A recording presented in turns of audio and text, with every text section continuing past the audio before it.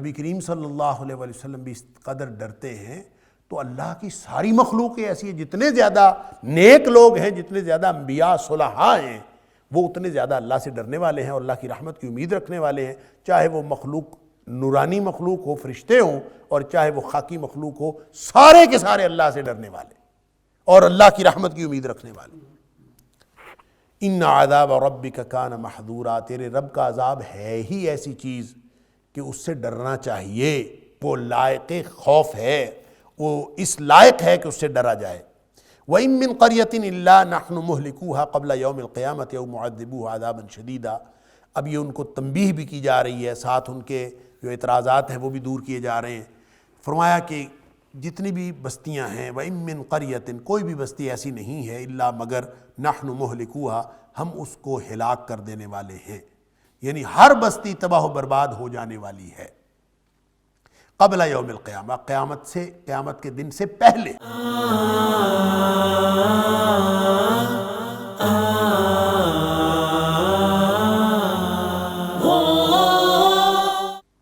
قبل یوم القیامہ، قیامت کے دن سے پہلے، یعنی ایک تو وہ تباہی ہے نا جو قیامت والے دن ہونی ہے۔ قیامت بھی جب آئے گی تو اذا زلزلت الارض زلزالها واخرجت الارض اثقالها وقال الانسان ما لها یومئذ تحدث اخبارها بان ربک اوحی لها، اللہ اکبر۔ یا پھر القارعۃ ما القارعۃ وما ادراک ما القارعۃ یوم یکون الناس کالفراش المبثوث وتکون الجبال کالعہن المنفوش، اللہ اکبر۔ یا پھر وَإِذَا الْأَرْضُ مُدَّتْ، جب زمین کھینچ کر لمبی کر دے، اذا السماء انشقت، آسمان پھٹ جائے گا۔ یہ ایک تباہی و بربادی، ایک تو وہ ہے جو قیامت کو آنی ہے، یہاں اللہ فرما رہا ہے قبل یوم القیامہ، قیامت کے دن سے پہلے ایک وقت آئے گا کہ ہر بستی تباہ و برباد ہو جائے گی، اللہ اکبر۔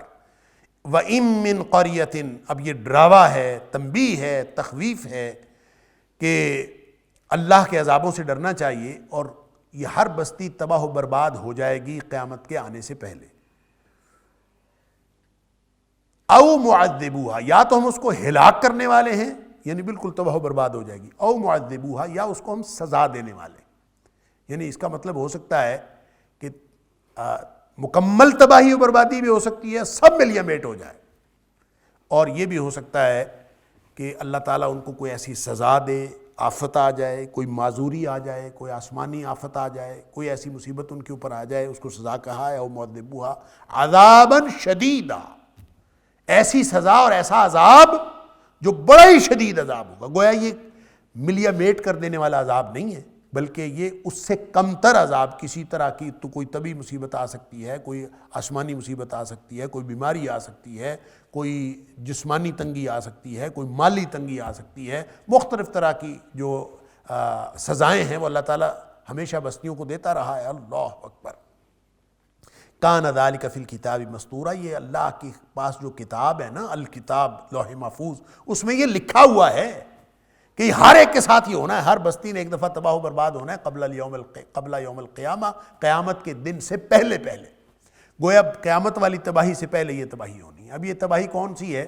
ایک تو یہ ویسے ڈرایا جا رہا ہے، اس بستی سے مراد کون سی بستی ہے؟ ہر بستی ہو سکتی ہے، اور یہ بالکل عام بات ہو سکتی ہے، اور اللہ کا عام قانون یہی ہے کہ بستیاں کھنڈر بنتی رہتی ہیں اور بالکل ملیا میٹ ہو جاتی ہیں، پھر اللہ تعالیٰ نئی بستیاں اٹھاتا ہے اور نئی بستیاں پیدا ہوتی ہیں۔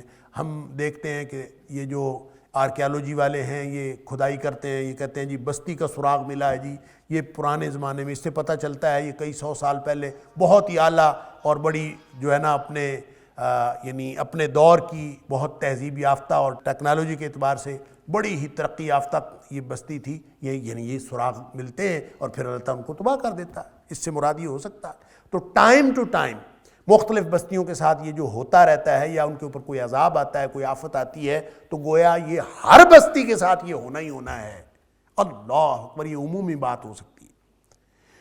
یا پھر اس سے مراد ایک وہ تباہی و بربادی ہے کہ جس کے بارے میں حدیث کے اندر آتا ہے کہ قرب قیامت سے پہلے ایک تباہی ہونی ہے، قیامت والی تباہی سے پہلے، جس کو ملحمۃ الکبریٰ بھی کہا گیا ہے، ایک بڑی جنگ ہونی ہے، اللہ اکبر، اور اس جنگ میں کیا ہوگا؟ بہت بڑی تباہی ہوگی، اتنے لوگ قتل ہوں گے زمین پہ، اتنے قتل ہوں گے، اتنی لاشیں زمین پر بکھریں گی کہ بعض روایتوں میں آتا ہے کہ ایک کوا جو ہے وہ پیدا ہونے کے بعد اڑنا شروع کرے گا، اور وہ اڑتا چلا جائے گا، اڑتا چلا جائے گا، حتیٰ کہ اس کی موت آ جائے گی اور اس کو زمین پر بیٹھنے کو جگہ نہیں ملے گی جہاں لاش نہ پڑی ہوئی ہو، اس قدر زمین لاشوں سے بھری ہوئی ہوگی، اللہ اکبر۔ اب یہ کیا ہونے والا ہے، کون سی تباہی ہے؟ اللہ فرماتا ہے کہ یہ کتاب کے اندر لکھا ہوا ہے، کان ذالک فی الکتاب مسطورا، یہ لوح محفوظ میں لکھا ہے کہ یہ ہونا ہے، اللہ اکبر۔ لہٰذا یہ اس سے بڑی خوفناک بات اور کیا ہو سکتی۔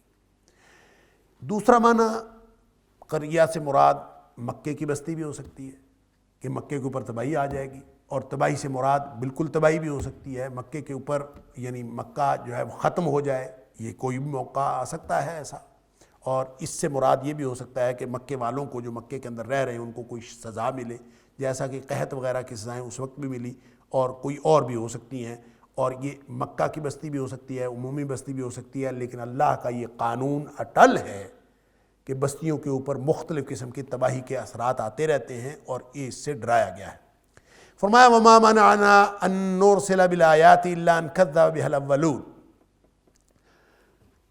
پہلے ترجمہ دیکھ لیتے ہیں، پھر دیکھتے ہیں کہ اس آیت کا کیا مفہوم ہے۔ وَمَا مَنَعَنَا، اور ہمیں نہیں روکا کسی چیز نے، أَن نُرْسِلَ بِالْآيَاتِ، کہ ہم کوئی نشانی بھیجیں یا کوئی نشانیاں بھیجیں، إِلَّا مگر أَن كَذَّبَ بِهَا الْأَوَّلُونَ، پہلے لوگوں نے بھی جھٹلایا ہے، تکذیب کی ہے نشانیوں کی، یعنی یہ بات ہمیں اور کوئی چیز منع نہیں کرتی، نشانیاں بھیج سکتے ہیں، لیکن سوائے اس کے کہ پہلے لوگوں نے بھی جھٹلایا ہے، ان نشانیوں کو تکذیب کی ہے۔ وَآتَيْنَا ثَمُودَ النَّاقَةَ، اور ہم نے قوم سمود کو اونٹنی دی تھی نشانی کے طور پر، مبصرہ، جو واضح نشانی تھی یا آنکھیں کھول دینے کے لیے کافی تھی، مبصرہ واضح تھی، فَظَلَمُوا بِهَا، انہوں نے اس کے ساتھ بھی ظلم کیا۔ وَمَا نُرْسِلُ بِالْآيَاتِ، اور جتنی بھی نشانیاں ہم بھیجتے ہیں، إِلَّا تَخْوِيفًا، وہ تو صرف ڈرانے کے لیے بھیجتے ہیں۔ اب یہ آیت بھی اس ماحول میں نازل ہو رہی ہے جب کفار مکہ کی طرف سے مطالبہ کیا گیا کہ آپ ہمیں کوئی نشانی، کوئی معجزہ دیں، اور اس میں مختلف قسم کے معجزے نبی کریم صلی اللہ علیہ وسلم سے مانگے گئے۔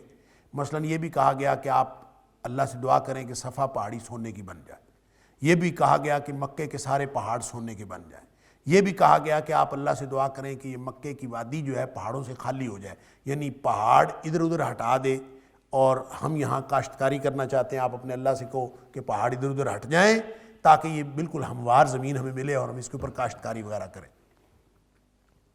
یہ اس طرح کی جتنی بھی نشانیاں، اور اس کا ذکر مسند احمد کی حدیث کے اندر اور طبری وغیرہ کے اندر حدیث موجود ہیں کہ اس میں اللہ کریم نے پھر ایک فرشتہ بھیجا نبی اکرم صلی اللہ علیہ وسلم کے پاس، اور آپ فرماتے ہیں کہ اس فرشتے نے آ کے مجھے کہا کہ اللہ تعالیٰ آپ کو سلام کہتا ہے، اور اللہ تعالیٰ یہ فرماتا ہے کہ اے حبیب صلی اللہ علیہ وسلم، اگر آپ فرماتے ہیں تو میں یہ سونے کی پہاڑی تو بنا دیتا ہوں، پہاڑ بھی سونے کے بن جائیں گے، یعنی جو نشانی یہ مانگ رہے ہیں وہ نشانی ان کو مل جائے گی، لیکن ایک بات یاد رکھیں، فَمَنْ كَفَرَ مِنْهُمْ، اس کے بعد بھی اگر کوئی شخص کفر پر قائم رہا، اللہ اکبر، عَذَّبْتُهُ لَا أُعَذِّبُهُ أَحَدًا مِنَ الْعَالَمِينَ، تو پھر اس کو میں پھر وہ عذاب کروں گا جو میں نے جہنم میں کبھی عذاب نہیں کیا ہوگا۔ گویا اللہ کا شدید ترین عذاب آئے گا اگر نشانی جو مانگی، منہ مانگی نشانی، وہ آنے کے بعد پھر بھی لوگ جو ہیں وہ کافر رہیں۔ اور فرمایا کہ اس لیے ہم یہ نشانیاں نہیں بھیجتے، وَمَا مَنَعَنَا أَن نُرْسِلَ بِالْآيَاتِ، ہم نشانیاں اس لیے نہیں بھیجتے، کوئی اور چیز نہیں ہمیں روکتی، إِلَّا مگر أَن كَذَّبَ بِهَا الْأَوَّلُونَ، پہلے لوگوں نے بھی نشانیاں لینے کے باوجود جھٹلایا تو پھر ظاہر عذاب کا شکار ہو گئے۔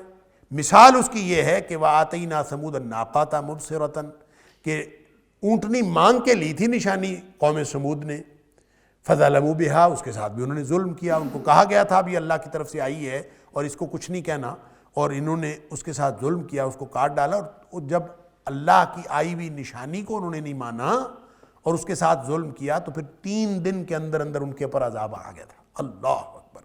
لہٰذا فرمایا وَمَا نُرْسِلُ بِالْآيَاتِ إِلَّا تَخْوِيفًا، جو جتنی بھی نشانیاں ہم نازل کرتے ہیں وہ خوف دلانے کے لیے ہم نازل کرتے ہیں، لوگ ڈر جائیں۔ معجزے اسی لیے آتے ہیں لوگوں کو ہدایت کا سامان ہو جائے، اور جتنی بھی نشانیاں آتی ہیں لوگوں کو ڈرانے کے لیے آتی ہیں۔ اور اگر نشانی آئے اور لوگ نہ ڈریں تو پھر عذاب ہی آنا ہے نا، اور کیا ہونا ہے؟ یعنی لوگوں کو ڈرانے کے لیے نشانی آئی، معجزہ آیا، کوئی واقعہ وقوع پذیر ہوا، لوگ ڈرے ہی نہیں۔ اللہ اکبر، یہ چاند گرہن ہوتا ہے، یہ سورج گرہن ہوتا ہے، اللہ کے رسول صلی اللہ علیہ وسلم نے فرمایا یہ نشانیاں ہیں اللہ کی۔ اور اللہ کی نشانیاں کس لیے ہوتی ہیں؟ وَمَا نُرْسِلُ الْآيَاتِ إِلَّا تَخْوِيفًا، ہم یہ نشانیاں بھیجتے ہیں صرف ڈرانے کے لیے۔ تو چاند گرہن اور سورج گرہن ہوتا ہے، ہم ڈرتے ہیں؟ ہم تو نہیں ڈرتے۔ تو پھر اللہ کے عذاب کا انتظار کریں۔ پھر جب کوئی شخص اللہ کی نشانیاں آ جانے کے بعد بھی نہیں ڈرتا تو پھر اللہ کا عذاب آتا ہے، اللہ تعالیٰ معاف فرمائے۔ لہذا فرمایا کہ تم سے پہلے لوگوں نے بھی یہی حرکتیں کیں، ان کے اوپر عذاب آ گیا، اور ہم تو نشانیاں تو ڈرانے کے لیے بھیجتے ہیں، تو تمہارے پاس ڈرانے کے لیے تو اتنا کچھ پہلے ہی آ چکا ہے۔ اگلی آیت میں کچھ چیزوں کا ذکر کیا، فرمایا وَإِذْ قُلْنَا لَكَ إِنَّ رَبَّكَ حَاطَ بِالنَّاسِ، اس وقت کو یاد کرو جب تیرے رب نے کہا کہ اللہ ان ربک، ہم نے تمہیں کہا، اذ قلنا لک، ہم نے آپ سے کہا، ان ربک حاط بالناس، تیرے رب نے لوگوں کو گھیر رکھا ہے۔ تیرا رب جو ہے گویا اس کی قوت جو ہے لوگوں کے اوپر محیط ہے، واللہ محیط بالکافرین، اللہ کے قبضے میں ہے ساری کائنات۔ اللہ اکبر، لہٰذا کوئی شخص اللہ سے جان چھڑا کے کہاں بھاگ سکتا ہے؟ اللہ یا معشر الجن والانس ان استطعتم ان تنفذوا من اقطار السماوات والارض فانفذوا، اللہ اکبر، کہ اے جنوں اور انسانوں، اس آسمان کے دائرے سے باہر نکل سکتے ہو تو نکل کے دکھاؤ، جاؤ گے کہاں؟ اللہ تعالیٰ کی قدرت، اللہ تعالیٰ کی طاقت، اللہ تعالیٰ کی سلطنت وہ تمہیں گھیرے ہوئے ہے، اور تم اللہ کے قبضے میں ہو۔ وہ کسی بھی وقت عذاب میں مبتلا کر دے، کسی بھی وقت تمہارے اوپر رحمت نازل کر دے، کوئی بھی معاملہ تمہارے اوپر ہو جائے۔ اللہ، تو اگر کسی کو یہ کہا جائے کہ تم اللہ کے قبضے میں ہو، تو ڈرنے والا تو اس بات سے ڈر جاتا ہے۔ جس نے ڈرنا ہوتا ہے، جس نے اللہ کا خوف کھانا ہوتا ہے، وہ تو اسی بات سے خوف کھاتا ہے، اور اس کے دل میں اللہ کا خوف آ جاتا ہے کہ میں ہر وقت اللہ کے قبضے میں ہوں، اللہ نے ہمیں اپنے قبضے میں لیا ہوا ہے، اللہ کی سلطنت کے اندر ہیں، اللہ نے ہمیں امتحان میں مبتلا کیا ہے۔ جس کا یہ تصور زندگی درست ہو گیا، اس کو ڈرانے کے لیے تو تصور ہی کافی تھا، اس کو معجزے اور نشانیوں کی کیا ضرورت ہے؟ یعنی اتنی بات ہی کافی تھی۔ پھر فرمایا وَمَا جَعَلْنَا الرُّؤْيَا الَّتِي أَرَيْنَاكَ إِلَّا فِتْنَةً لِلنَّاسِ، ایک اور نشانی جو ہم نے آپ کو منظرنامہ دکھایا، وَمَا جَعَلْنَا الرُّؤْيَا، جو ہم نے آپ کو رؤیا منظرنامہ، نظارہ، الَّتِي وہ نظارہ، أَرَيْنَاكَ جو ہم نے آپ کو دکھایا، إِلَّا فِتْنَةً لِلنَّاسِ، یہ بھی لوگوں کے لیے فتنہ بن گیا، تھی تو وہ نشانی۔ یعنی جو اللہ نے کیا نظارہ دکھایا، اس رؤیا سے مراد واقعہ معراج کی طرف اشارہ ہے، جس کا ذکر شروع میں بھی ہوا، سبحان الذی اسریٰ بعبدہ لیلا من۔ رؤیا کا معنی خواب بھی ہوتا ہے، رؤیا کا مطلب مطلقاً مشاہدہ یا دیکھنا ہوتا، جو نظارہ دیکھا جائے اس کو رؤیا کہتے ہیں۔ اب رؤیا سے مراد خواب بھی ہو سکتا ہے، رؤیا سے مراد حقیقی آنکھوں سے اپنے جسمانی اور روحانی پورے قوا کے ساتھ کسی چیز کو دیکھنا، مشاہدہ کرنا، یہ بھی رؤیا سے معنی ہو سکتا ہے۔ لہٰذا کسی کا دل کرے تو یہاں روز کی رؤیا سے مراد خواب لے سکتا ہے، لیکن خواب یہاں مراد نہیں ہے۔ کیوں مراد نہیں؟ ایک تو سادہ سی بات ہے کہ قرآن کے کس لفظ سے کیا مراد ہے، یہ بتانا نبی اکرم صلی اللہ علیہ وسلم کا کام ہے۔ وَأَنزَلْنَا إِلَيْكَ الذِّكْرَ لِتُبَيِّنَ لِلنَّاسِ مَا نُزِّلَ إِلَيْهِمْ، اے حبیب صلی اللہ علیہ وسلم، آپ کی طرف ہم نے یہ قرآن نازل کیا ہے تاکہ آپ لوگوں کے اوپر واضح کر دیں کہ ان کے اوپر کیا نازل ہوا ہے۔ لہٰذا رؤیا کا کیا معنی ہے، وہ معنی صحیح ہوگا جو نبی اکرم صلی اللہ علیہ وسلم نے بتایا۔ ابن عباس رضی اللہ تعالیٰ عنہ اور دیگر صحابہ کرام وہ بتاتے ہیں، اور کم از کم 30 صحابہ کرام وہ اس کی تشریح کرتے ہیں کہ اس رؤیا سے مراد نبی اکرم صلی اللہ علیہ وسلم کا جسد و روح کے ساتھ نبی کریم صلی اللہ علیہ وسلم کا پورے قوا کے ساتھ جو مشاہدہ ہے اللہ کی آیتوں کا، لِنُرِيَهُ مِنْ آیاتنا، کہ ہم نے اپنی نشانیاں دکھانے کے لیے اپنے نبی کو ہم لے گئے تھے، تو وہ جو نبی کریم صلی اللہ علیہ وسلم دیکھا وہ پوری طرح نبی اکرم صلی اللہ علیہ وآلہ وسلم نے اس کو دیکھا تھا، اور وہ حقیقی مشاہدہ تھا، خواب کا مشاہدہ نہیں تھا۔ ایک تو اس کی وضاحت چونکہ نبی کریم صلی اللہ علیہ وسلم نے خود کر دی اور صحابہ کرام نے کر دی، تو اس کے بعد کسی دوسرا مفہوم لینے کی گنجائش ختم ہو گئی۔ رویا کا معنی اگرچہ خواب ہے لیکن خواب نہیں مراد لے سکتے۔ ایک تو وجہ اس کی یہ ہے، اور دوسری وجہ یہ ہے کہ جو شخص ان روایات کو نہ مانے، جو نبی اکرم صلی اللہ علیہ وسلم کی بات کو نہیں مانتا، وہ جتنی بھی اس کے پاس عقلی دلیلیں ہیں وہ کم از کم یہی دیکھ لے کہ اگر کسی کو خواب میں کوئی چیز نظر آ جائے کہ وہ خواب میں آسمانوں پہ گیا ہے، تو اس میں فتنے والی کیا بات ہے، اس میں اعتراض والی کیا بات ہے؟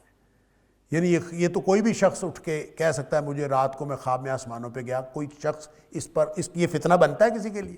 یہ آزمائش بنتا ہے کسی کے لیے؟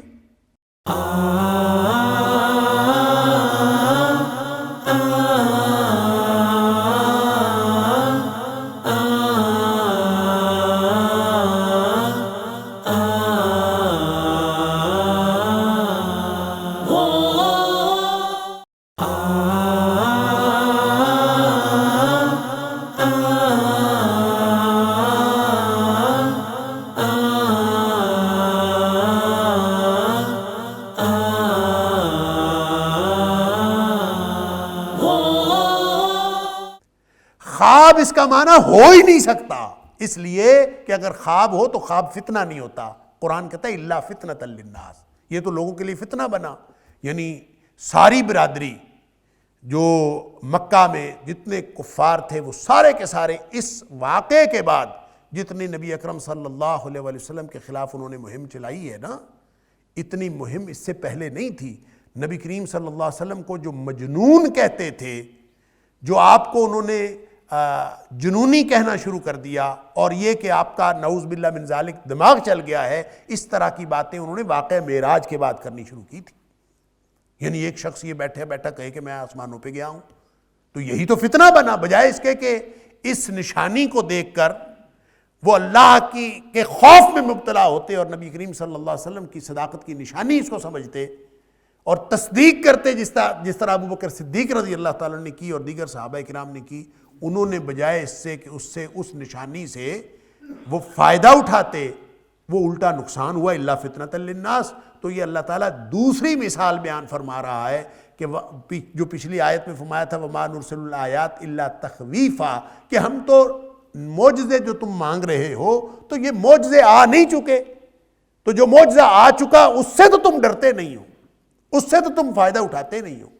تو اب جو مانگ رہے ہو کہ پہاڑ بن جائے سونے کا، یا یہ پہاڑ ادھر ادھر ہٹ جائیں، تو وہ اگر آ جائیں گے تو پھر کون سا تم نے ماننا؟ اور اتنی بڑی نشانی اللہ نے دکھائی، نبی اکرم صلی اللہ علیہ وسلم کا نظارہ، مشاہدہ، سبحان اللہ۔ اور لوگوں نے حضرت ابوبکر صدیق رضی اللہ تعالیٰ کے ساتھ ڈسکس ہی کیا تھا نا، تاکہ حضرت ابوبکر صدیق رضی اللہ تعالیٰ بھی ان کے ہمنوا بن جائیں کہ یہ کیسے ہو سکتا۔ تو صدیق اکبر رضی اللہ تعالیٰ نے فرمایا میں تو پہلے ایمان رکھتا ہوں کہ فرشتہ روز آتا ہے آسمانوں سے نبی کریم صلی اللہ علیہ وسلم کے پاس، جب وہ روز فرشتہ آ سکتا ہے تو خود نبی کریم صلی اللہ علیہ وسلم کیوں نہیں تشریف لے جا سکتے؟ لہٰذا میرا تو اس پر ایمان ہے۔ اگر نبی کریم صلی اللہ علیہ وسلم نے فرمایا تو ایسے ہوا ہے، تصدیق کی۔ تو جن لوگوں کو ڈرنا چاہیے تھا، جو اب معجزے کا مطالبہ کر رہے ہیں، ان کے پاس اتنا بڑا معجزہ آیا، وما جعلنا الرؤیا التي اریناک، وہ جو ہم نے آپ کو نظارہ دکھایا واقعہ معراج کے موقع پر، وہ ان کے لیے نشانی تھی، لیکن بن کا گیا الا فتنۃ للناس، یہ تو لوگوں کے لیے فتنہ اور آزمائش بن گیا۔ اور ظاہر ہے اگر یہ صرف خواب ہوتا تو آزمائش بنتا ہی نہیں، کوئی بحث جنریٹ نہیں ہوتی، کوئی ڈسکشن اور کوئی ڈیبیٹ نہیں پیدا ہوتی۔ کوئی شخص کہے مجھے خواب میں فلاں چیز میں نے دیکھی ہے تو کوئی بھی اس کو نوٹس ہی نہیں کرتا۔ تو یہ فتنہ بنا، اتنا بڑا واقعہ تاریخ انسانی کا محیر العقول واقعہ، اللہ اکبر۔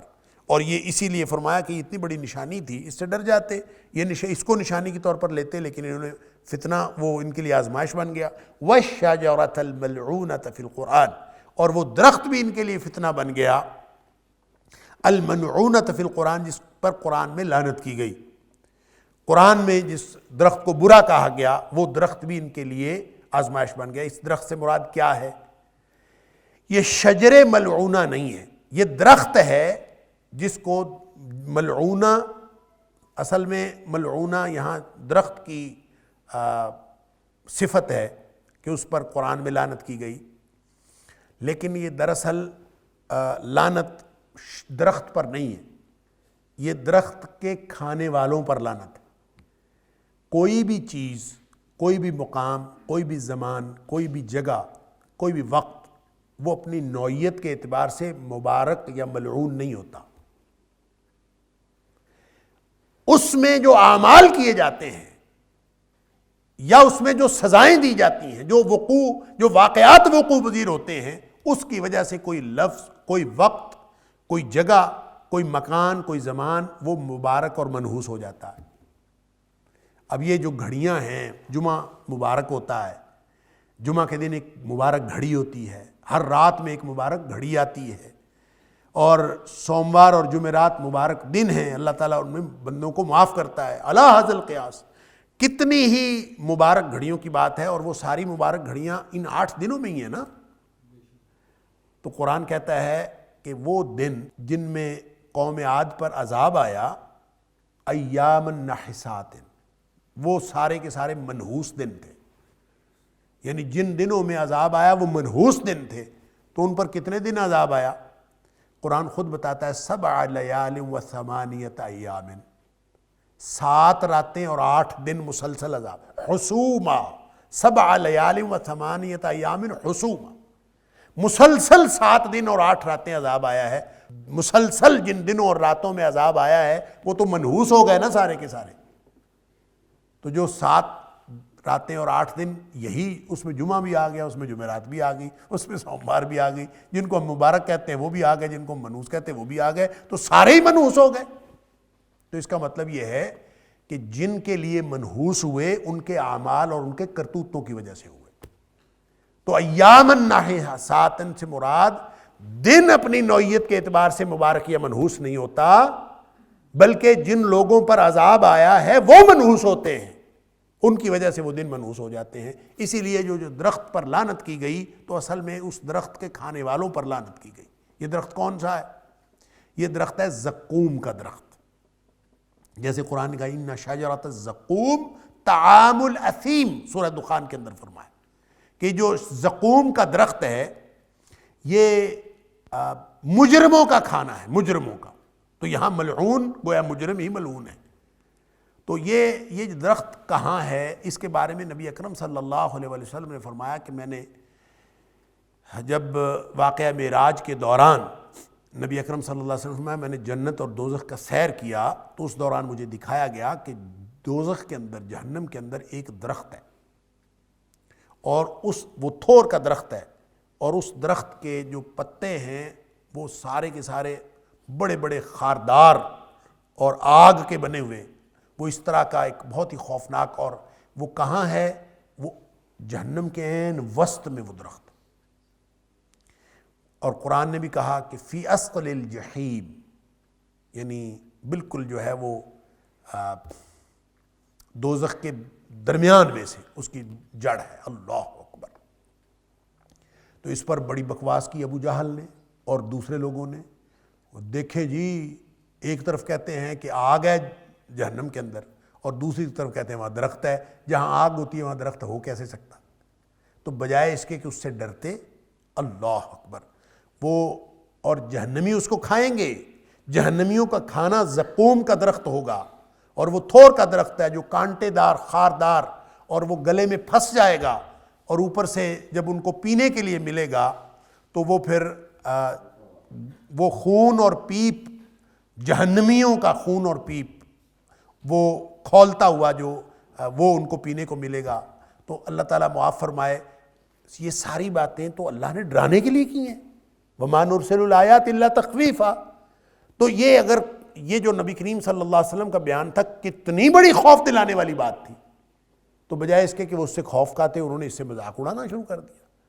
اور علامہ ابن کثیر نے لکھا ہے کہ یہ جو ابو جہل ہے بدبخت، اس نے کہا مکھن لاؤ، اور کھجور لاؤ، اور کھجور اور مکھن ملا کے اس کو کھانے لگا، اور کہتا ہے ہم تو اس کو زقوم کہتے ہیں اور ہمارے خیال میں تو بس یہی زقوم ہے. تو یہ یعنی اس کا مذاق اڑانا شروع کر دیا بجائے اس کے کہ اس سے ڈرتے.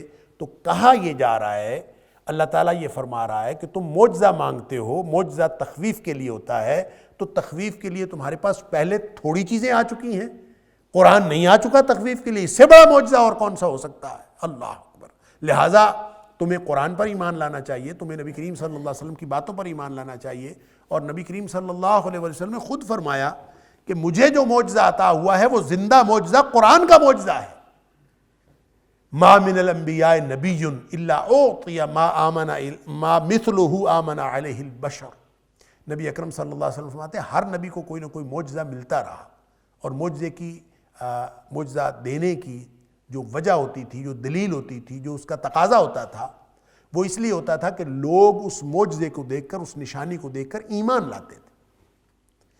فرمایا وَإِنَّمَا كَانَ الَّذِي أُوتِيتُ، اور مجھے جو معجزہ دیا گیا ہے، فرمایا وحیاً، وہ یہ وحی ہے، یہ مجھے معجزہ دیا گیا ہے، اور یہ اس قدر طاقتور معجزہ ہے. سبحان اللہ. فرمایا کہ فَأَرْجُو، اب میں امید رکھتا ہوں، أَنْ أَكُونَ أَكْثَرُ تَابِعًا يَوْمَ الْقِيَامَةِ، کہ میں قیامت والے دن سب سے زیادہ پیروکار رکھوں گا، اس لیے کہ لوگ معجزے کو دیکھ کر ایمان لاتے ہیں. جتنا بڑا اور طاقتور معجزہ مجھے اللہ نے عطا کیا ہے، اتنا طاقتور معجزہ کسی کو عطا ہی نہیں ہوا. اس لیے مجھے امید ہے کہ قیامت والے دن میرے پیروکار دوسرے انبیاء کی نسبت سب سے زیادہ ہوں. یہ معجزہ ہے. تو اس کو دیکھ کر جس کے کانوں پہ جوں تک نہیں رینگتی، قرآن پڑھ کے جس کو، قرآن سن کے جس کے رونگٹے کھڑے نہیں ہوتے، اللہ اکبر، تو وہ اللہ سے وہ معجزے مانگتے ہیں، اور وہ کہتے ہیں کہ جناب پہاڑ سونے کے بن جائیں پھر ایمان لے آئیں گے، یہ ہو جائے پھر ایمان لے آئیں گے. اللہ فرماتا ہے نشانیاں تمہارے پاس پہلے ہی آ چکی ہیں، اور اگر تم نے ایمان لانا ہوتا یا ڈرنا ہوتا ڈر چکے ہوتے، لیکن تم نے تو ہر چیز کو فتنہ بنا دیا، ہر چیز کو تم نے تماشا بنا دیا. تم نبی کریم صلی اللہ علیہ وسلم کا معراج کو تشریف لے جانا الا فتنۃ للناس، یہ بھی لوگوں کے لیے ایک آزمائش اور فتنہ بن گیا.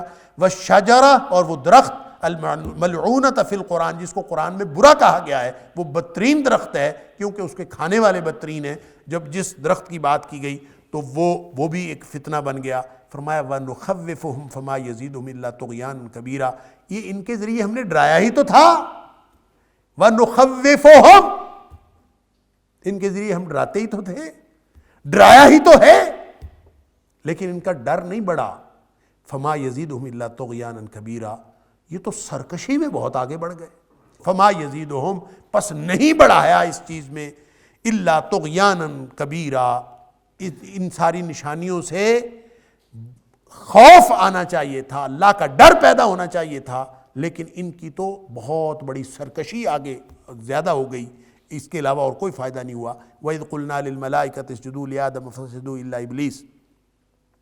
اب یہاں سے پھر ابلیس کا ذکر ہو گیا شروع، اور قصہ آدم و ابلیس جس کا اللہ تعالیٰ نے کافی تفصیل کے ساتھ سورہ اعراف میں ذکر کیا ہے، سورہ بقرہ میں بھی ہم پڑھا ہیں، سورۃ الحجر کے اندر بھی اس کا ذکر ہوا ہے. یہ چوتھا مقام ہے جہاں واقع آدم و ابلیس پھر سے ذکر کیا جا رہا ہے. اور اس کا سیاق و سباق یہ ہے کہ اصل میں یہ ہدایت اور گمراہی کا جو مقابلہ ہے، یہ تو چلتا رہے گا قیامت والے دن تک، کیونکہ ابلیس نے اللہ کے حکم کی نافرمانی کر کے چیلنج کر دیا تھا. اب جو گمراہی والے لوگ ہیں، جو ابلیس کے دنیا میں دو ہی فوجیں ہیں، ایک حزب اللہ ہے، ایک حزب الشیطان.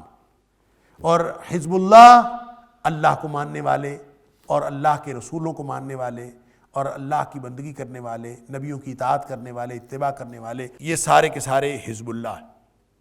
اور جو یعنی دو کے علاوہ تیسری فوج کوئی نہیں ہے. اللہ کے فوج کے سپاہی کامیاب ہیں اور شیطان کی فوج کے سپاہی ناکام ہیں. ہر لمحہ لائن اپ ہو رہا ہے، ہر نشانی کے اوپر، ہر مرحلہ زندگی کے اوپر، ہر حکم کے اوپر لائن اپ ہوا جا رہا ہے کہ کون اللہ کو ماننے والا اور کون اللہ کو نہ ماننے والا، گویا کون اللہ کی فوج کا سپاہی اور کون شیطان کی فوج کا سپاہی. ہر لمحہ یہ ہو رہا. اللہ فرمایا کہ وَإِذْ قُلْنَا لِلْمَلَائِكَةِ اسْجُدُوا لِآدَمَ فَسَجَدُوا إِلَّا إِبْلِيسَ. جب ہم نے کہا تھا فرشتوں سے کہ سجدہ کرو آدم علیہ السلام کو فسجدوا، تو پھر انہوں نے سجدہ کر لیا سب نے الا ابلیس، سوائے ابلیس کے، اس نے نہیں سجدہ کیا۔ اب یہ یہاں پہ یہ آیت نمبر 61 ہے اور آیت نمبر 71 تک یہ مخلوق میں اللہ تعالیٰ نے جو انسان کو عظمت عطا فرمائی ہے اس کا ذکر ہے، اور اس مضمون کا کنکلیوڈ کیا ہے آیت نمبر 70 پر جا کے وَلَقَدْ كَرَّمْنَا بَنِي آدم پہ۔ تو فرمایا کہ ابتدا میں ہی جب انسان کو پیدا کیا تو اللہ تعالیٰ نے سارے فرشتوں کو حکم دیا کہ سجدہ کرو، سب نے کیا، ابلیس نے نہیں کیا۔ قال، اور ساتھ دلیل دی اس نے، ایک تو گناہ کیا کہ اللہ کی نافرمانی کی، اور اللہ کی نافرمانی کرنے کے بعد کہتا ہے اَأَسْجُدُ لِمَنْ خَلَقْتَ طِينًا، کیا میں اس کو سجدہ کروں جس کو تو نے مٹی سے پیدا کیا؟ گناہ ہو جانا، خطا ہو جانا، یہ کوئی بڑی بات نہیں ہے، خطا ہر ایک سے ہو جاتی، کل بنی آدم خطاء، ہر انسان خطا کار ہے، خطا ہو جانا۔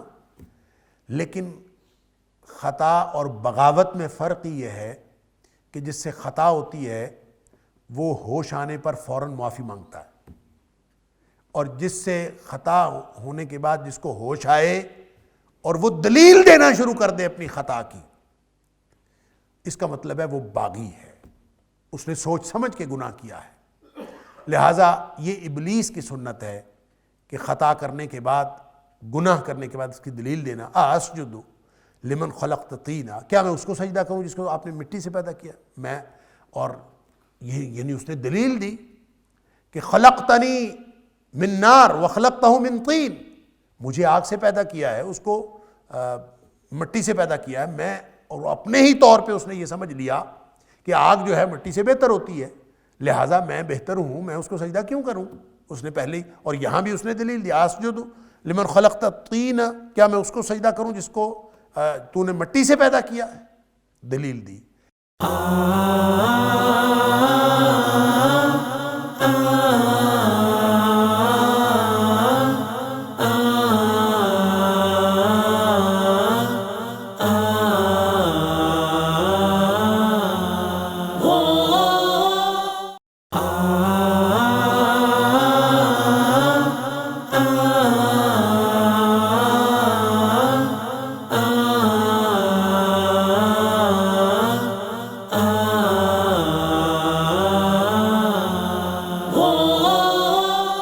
آدم علیہ السلام کی سنت یہ ہے کہ ان سے بھی خطا ہوئی لیکن انہوں نے دلیل نہیں دی، میں نے چونکہ یوں کیا تھا، چونکہ فلاں ہوا تھا، اصل بات یہ تھی، میں سمجھا نہیں تھا، فلاں نے یہ کر دیا، فلاں نے وہ کر دیا، یہ بھی نہیں کہا کہ مجھے ابلیس نے بہکا دیا تھا اس لیے کام خراب ہوا۔ اللہ اکبر، بلکہ فرمایا ربنا ظلمنا انفسنا، ہم نے ہی اپنی جان پر ظلم کیا تھا۔ وہ تو دشمن ہے، وہ دشمنی نہ کرے، آپ اس کے اوپر، اس کے کندھوں پہ رکھ کے بندوق چلا دیں، آپ کہیں کہ جی دشمن نے یہ کرا، بھئی دشمن نے تو دشمنی کرنی، آپ نے کیا کیا؟ ربنا ظلمنا انفسنا۔ یہ آج کل آپ دیکھیں روزمرہ زندگی میں رویوں کو پڑھنے کی کوشش کیا کریں اور قرآن کی رہنمائی کو بھی دیکھا کریں، بڑی چیزیں سیکھنے کو ملتی۔ دنیا میں کوئی غلطی ہو کسی سے بھی تو استثناء تو خیر ہر جگہ ہوتا ہے، آپ کسی سے ڈسکس کر کے دیکھ لیں کہ آپ نے یہ کیا کام کیا، تو 90% لوگ، ہو سکتا ہے کہ میری یہ جو شرح جو میں بتا رہا ہوں فیصدی، یہ شاید اس سے بھی زیادہ ہو، آپ ان لوگوں سے پوچھیں تو ہر شخص اپنی غلطی کی دلیل میں کسی اور کو ذمہ دار ٹھہرائے گا، حتیٰ کہ کسی سے کیل صحیح نہ ٹھوک رہا ہو اور وہ ٹھیک طرح سے نہیں ٹھونک سکتا تو وہ بھی کہے گا، یا تھوڑی کو الزام دے گا کہ تھوڑی ٹھیک نہیں ہے، یا کہے گا کیل ٹیڑھا ہے۔ آپ اس کو کہیں کہ بھائی تم سے کیل نہیں ٹھوک رہا، یہ کیا کر رہے ہو، تو وہ کہے گا میں ٹھوک تو ٹھیک رہا ہوں، ٹھوک ہی نہیں رہا، کیوں؟ ٹیڑھا ہے جی، یا تھوڑی ٹھیک نہیں ہے۔ اس نے یہ نہیں کہنا کہ میں ٹھیک نہیں کر رہا، اپنے ذمے نہیں کوئی بندہ لیتا، اور یہ عام انسانوں کی روش ہے کہ وہ دوسروں کے ذمے لگاتے ہیں، اور گویا یہ بھی اصل میں دلیل ہوتی ہے اپنے گناہ کی، یہ بھی وہی طریقہ ہے، یہ فلاں نے ایسا نہیں کیا، فلاں نے ایسا نہیں کیا۔ وہ ہمارا ایک ملازم ہوتا تھا، اس کو جب بھی کبھی کچھ کہنا، ویسے شریف آدمی تھا لیکن کام کافی سارا نا جیسے کام چوری کی عادت ہو کہ جس بندے کو اس نے بہانا تو کوئی نہ کوئی بنا ہی لینا ہے، تو اس کو جب کبھی کچھ کہتے تھے، تھا بڑا فرما بردار بظاہر، تو جب کبھی اس کو کہتے تھے نا کہ یار فلاں کام کیوں نہیں کیا آپ نے، تو وہ آگے سے ہمیشہ کہتا تھا تسی حکم ہی نہیں دیتا، مطلب آپ کا قصور ہے کہ آپ نے بتایا ہی نہیں مجھے کہ یہ فلاں کام کرنا ہے۔ تو حالانکہ روٹین کے کام ہوتے تو اس کو پتہ ہی ہے کام کرنا ہے۔ تو جس نے نہیں کام کرنا ہوتا وہ دلیل دیتا ہے اپنی غلطی کی، اپنے گناہ کی۔ اور آپ ذرا ان رویوں پر غور کیجئے، کیا ہم خطاؤں کی اور غلطیوں اور کوتاہیوں کے اور گناہوں کے اس ماحول میں کوئی شخص اعتراف کرتا ہے کہ گناہ میرا ہے، غلطی میری ہے؟ کوئی اعتراف کرتا ہے؟ اعتراف ہی تو ہے نہیں۔ اعتراف ہوگا تو آدم علیہ السلام کی سنت پر عمل ہوگا اور معافی کی توفیق ملے گی اور معافی کے امکانات پیدا ہوں۔ اگر دلائل ہی ہیں، وہ چاہے آپ یہ دلیل دے دیں کہ جناب اسجد لمن خلقت طینا، کہ میں اس کو سجدہ کروں جس کو تم نے مٹی سے پیدا کیا ہے، یا میں کہوں کہ جناب وہ فلاں نے یہ کام نہیں کیا تھا، میں اب کیا کروں؟ گویا دوسروں کا قصور ہے، ساری دنیا قصوروار ہے، میں قصوروار نہیں ہوں۔ جو یہ رویہ ہے یہ ابلیس کا رویہ ہے۔ اللہ اکبر، اپنے گناہ کی، اپنے غلطی کی دلیل بنانا کہ جی فلاں مسئلہ ہے۔ قال اسجد لمن خلقت طینا، ابلیس نے ساتھ یہ دلیل دی کہ میں اس کو سجدہ کروں جس کو تم نے مٹی سے پیدا کیا۔ قال ارأیتک ھذا الذی کرمت علی، اور پھر ساتھ چیلنج کیا کہ یہ جو جس کو تم نے عزت دی ہے نا، قال ارأیتک، ابلیس نے کہا اے اللہ دیکھو اب، ھذا الذی کرمت علی، یہ جس کو تو نے عزت دی ہے نا میرے اوپر، تکریم عطا کی ہے، مجھے کہہ رہے ہو سجدہ کرو، اور اس کو سارے فرشتوں سے سجدہ کروایا ہے، میرے اوپر زیادہ تکریم والا اور عزت والا بنا دیا ہے۔ لئن اخرتنی الی یوم القیامہ، اگر تو نے مجھے مہلت دی نا قیامت تک، لاحتنکن ذریتہ الا قلیلا، تو میں اس کی ساری اولاد کو اپنے قابو میں کر لوں گا سوائے تھوڑے لوگوں کے۔ یہ چیلنج کر دیا تھا اس نے شروع میں، لاحتنکن۔ اب یہ جو لاحتنکن کا لفظ ہے احتناق، اس سے کیا مراد ہوتا ہے؟ حنک اصل میں حنک کے دو معنی ہوتے ہیں۔ ویسے تو عام طور پہ مترجمین اور مفسرین نے اس کا ترجمہ کیا ہے کہ میں اس کو قابو میں کر لوں گا، یہ بھی لکھا ہے۔ بعض نے لکھا ہے کہ میں اس کو جڑ سے اکھاڑ دوں گا، اور ایک آدھ ترجمہ میں دیکھ رہا تھا کسی مترجم نے یہ بھی کیا کہ میں پیس کے رکھ دوں گا۔ اب یہ سارے تراجم کے اندر اپنی اپنی معنویت ہے، اور احتناق دراصل حنک سے ہے، اور حنک کے دو معنی ہیں۔ ایک تو حنک کہتے ہیں تالو کے یہ جو نچلا حصہ ہے یا منہ کا جو اوپر والا حصہ ہے تالو کے نیچے، اس کو جہاں زبان ٹچ ہوتی ہے اس کو حنک کہتے ہیں۔ لہٰذا کسی کو چٹ کر جانا، کسی کو ختم کر دینا، جیسے کہتے ہیں میں تجھے ویسے ہی کھا جاؤں گا، ہڑپ کر جاؤں گا، یہ معنی اس کے اندر پایا جاتا ہے۔ اور ایک حنک کا معنی ہوتا ہے ٹھوڑی کے نیچلے والا حصہ، اس کو بھی حنک کہتے ہیں۔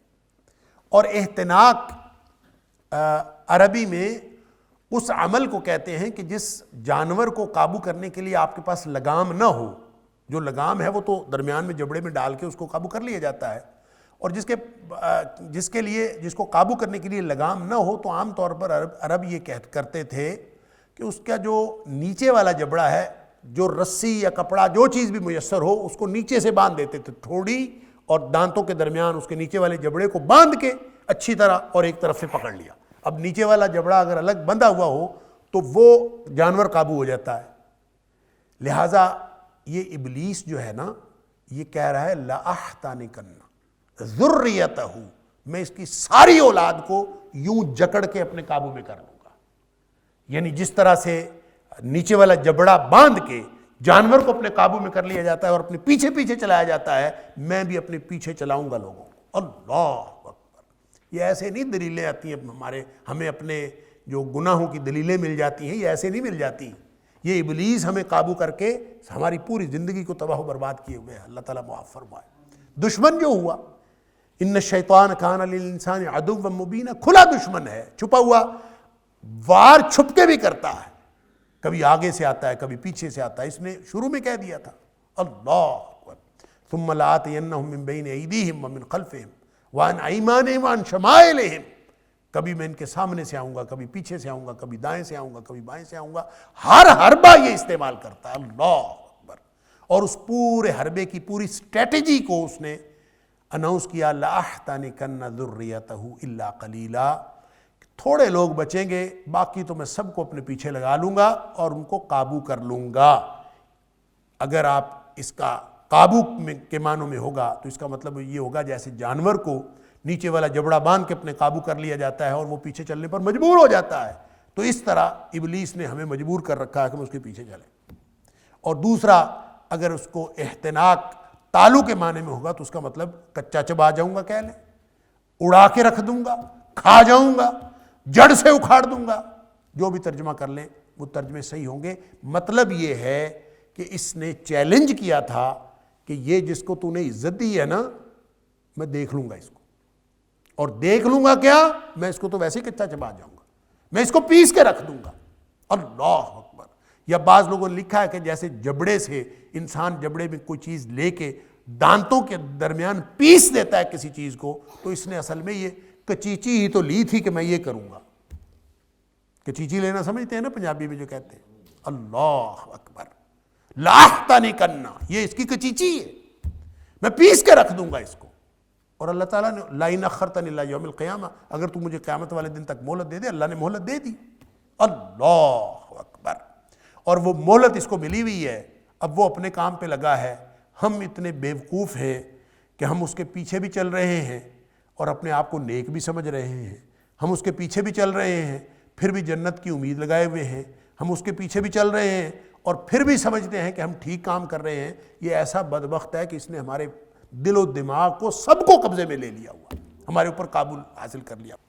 الا قلیلا، سوائے تھوڑے لوگوں کے. اب یہ دیکھیں اس کا چیلنج تھا، اس کے چیلنج کے جواب میں اللہ کریم کیا فرما رہا ہے. قال اذهب، دفع ہو جا. اللہ تعالیٰ فرما رہا قال اذهب، چلا جا. فمن تبعك منهم فإن جہنم جزاؤكم جزاء موفورا. اللہ اکبر. چلا جا، نکل جا، تو بھی اور تیرے پیچھے جتنے بھی چلیں گے سب کے لیے جہنم ہے، میں سب کو جہنم میں ڈال دوں گا. قال اذهب، جا، چلا جا. فمن تبعك منهم، انسانوں میں سے جو بھی تیرے پیچھے چلے گا، فإن جہنم جزاؤکم، تم سب کی جزا، تم سب کا بدلہ، یعنی آگے چلنے والے، پیچھے چلنے والے، شیاطین بھی، شیاطین جن و انس بھی، اور ان کے جو متبعین ہیں ان کے پیچھے چلنے والے، فرمایا سب کی جزا، سب کا بدلہ جہنم ہے. جزا موفورا، اور وہ پوری پوری جزا، پورا پورا بدلہ ملے گا جہنم کی صورت میں. اللہ تعالیٰ معاف فرمائے. ساتھ فرمایا کہ تو نے تو یہ چیلنج کیا ہے نا، دھمکی دی ہے کہ میں پیس کے رکھ دوں گا، میں قابو میں کر لوں گا. سبحان اللہ. فرمایا وَاسْتَفْزِزْ مَنِ اسْتَطَعْتَ مِنْهُمْ، تو اپنے گھوڑے دوڑا لے، جو ہوتا ہے جا کے کر لے. ابھی اللہ فرما رہا ہے سبحان اللہ، تیرے سے جو ہوتا ہے تو کر لے. اللہ اکبر. یہ جو وَاسْتَفْزِزْ ہے نا، کہ تو بہکا لے جس کو بہکانا ہے. یہ فض کا مطلب ہوتا ہے کسی چیز کو اس کی جگہ سے ہٹا دینا، اور یا کسی چیز کو ہلکا سمجھنا، یا کسی چیز کو گھبراہٹ میں مبتلا کر دینا کسی شخص کو. تو گویا اللہ تعالیٰ اس کو یہ فرما رہے ہیں وَاسْتَفْزِزْ مَنِ اسْتَطَعْتَ مِنْهُمْ، تو نے جس کو بہکانا ہے بہکا لے، ان میں سے جو زور تیرا لگتا ہے لگا لے، اور جو جتنے وسوسے ڈالنے ہیں ان کو گھبراہٹوں میں مبتلا کرنا کر لے. من استطاعت، جو تیرے اندر طاقت ہے، منہم، ان میں سے جس کو مرضی کر لے. بصوتک، اپنی آواز کے ذریعے سے، یعنی ان کو ایسی باتیں سنا کے، ایسی گفتگو کر کے، ان کو موسیقی سنا کے، ان کو ایسی چیزیں شیطانی جتنے ٹولز ہیں اس کو سنا کے. وَأَجْلِبْ عَلَيْهِمْ بِخَيْلِكَ وَرَجْلِكَ، اور وَرَجْلِكَ، اور تو ایسا کر کہ ان کے اوپر گھوڑے دوڑا لے. وَأَجْلِبْ، چڑھ دوڑ، علیہم، ان کے اوپر، بخیلک، اپنے گھوڑوں کے ساتھ، یعنی اپنے سوار بھی لے جا، پورے لشکر لے جا. ورجلک، اپنے پیادے بھی لے جا، یعنی جو تیرے سے ہوتا ہے کر لے. یہ اللہ بھی فرما رہا ہے اس کو کہ اے بدبخت، میں نے تجھے مہلت تو دے دی ہے، تو چیلنج کرتا ہے مجھے، تو جا، تیرے سے جو ہوتا ہے کر لے. تو اپنے گھوڑے دوڑا لے، اپنے پیادے بھی دوڑا لے، سب کچھ کر لے. وَشَارِكْهُمْ فِي الْأَمْوَالِ وَالْأَوْلَادِ وَعِدْهُمْ، اور اپنی ساری کرتوتیں کر لے، ان کے مالوں میں بھی شریک ہو جا، ان میں بھی ساجھیداری بنا لے، ان کی اولادوں میں بھی ساجھیداری بنا لے، وَاعِدْهُمْ، اور ان کو جتنے وعدے دینے ہیں، جھوٹے وعدے دلانے ہیں کر لے، وَمَا يَعِدُهُمُ الشَّيْطَانُ إِلَّا غُرُورًا، اور شیطان جتنے بھی وعدے دیتا ہے سوائے دھوکے کے اور کچھ نہیں ہوتا، یعنی دھوکہ جتنا دینا ہے دے لو، سب کچھ کر لے، جو تیرے سے ہوتا ہے تو کر لے۔ اللہ اکبر۔ یہ جو گھوڑے دوڑانا تو چلے ٹھیک ہے، پیادے اور گھوڑے دوڑانا، لیکن اس کا کیا مطلب ہے کہ اموال میں اور اولاد میں بھی شریک ہو جا؟ مالوں میں شریک ہو جائے کا مطلب یہ ہے کہ حرام مال ان کو کمانے کی عادت ڈال لے تو یوں وہ مال میں شریک ہو جاتا ہے، اور اولاد میں شریک ہونے کا مطلب ہے زناکاری اور بدکاری میں مبتلا کرنا، یا پھر ان کی اولاد کو بے راہ روی کا شکار کرنا، دونوں اس سے مراد ہے۔ اور ہم ماحول دیکھ سکتے ہیں کہ اب ہم شیطان کو کس طرح کمفرٹیبل کر رکھا ہے ہم نے، کہ وہ شیطان تو مجھے لگتا ہے اس کا کام ہی ختم ہو گیا، باقی کام تو سارے ہم خود کر رہے ہیں اس کے والے۔ اللہ تعالیٰ معاف فرمائے۔ اللہ تعالیٰ نے اس کے چیلنج کے جواب میں یہ سارا کچھ فرما کے بھی تیرے سارے کے سارے لشکر، پیادے سوار سب دوڑا کے اپنا ہر حربہ استعمال کر کے دیکھ لے، ان عبادی لیس لک علیہم سلطان، جو میرے بندے ہوں گے ان کے اوپر تیرا زور نہیں چل سکے۔ اللہ اکبر۔ وکفا بربک وکیلا، اور کارسازی کے طور پر، کارساز کے طور پر، ضامن کے طور پر اللہ کافی ہے۔ سبحان اللہ، تیرا رب تیرے لیے کافی ہے، لہٰذا بچے گا وہ جو اللہ کا بندہ بن جائے گا۔ ان عبادی، میرے بندے، لیس لک علیہم سلطان، تیرا ان کے اوپر کوئی زور نہیں چلے گا۔ تو ساری طاقتوں کے باوجود اگر انسان اللہ کا بن جائے، من کان للہ کان اللہ لہ، جو اللہ کا بن جاتا ہے اللہ اس کا ہو جاتا ہے۔ اگر ہم اللہ کے ہو جائیں تو پھر ہم شیطان کے حربوں سے بچ سکتے ہیں، وگرنہ ہم اپنی ساری اسٹریٹجیز یوز کر کے بھی اس سے بچ نہیں سکتے۔ جتنی طاقت اس کے پاس ہے، ایک ہی طاقت ہے کہ ہم اپنے آپ کو اللہ کی پناہ میں لے جائیں۔ اللہ تعالیٰ ہم سب کو اپنا بندہ بننے کی توفیق عطا فرمائے۔ وآخر دعوانا الحمدللہ رب العالمین۔